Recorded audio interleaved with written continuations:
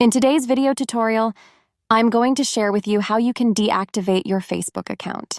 You may want to deactivate your Facebook account for several reasons, such as concerns about privacy and data security, the need to take a break, or simply to reassess your relationship with social media and prioritize real-world connections. To do this, simply head into your Facebook. On the Menus page, scroll down and select Settings. On the Settings page, head into your Account Center. It's the first option on the Settings page. You will then select on Personal Details.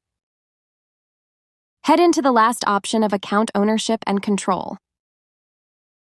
Tap on Deactivation or Deletion. Select your account and mark on Deactivate Account. Click on Continue to proceed. Deactivating your Facebook account essentially puts it on hold. Your profile and content remain hidden, but they can be reactivated if you decide to come back.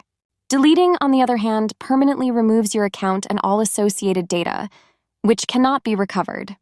That's how easy it is to deactivate your Facebook account. If you have any questions, just let me know in the comments section down below. Please don't forget to leave a like, share and subscribe for more video tutorials like this one.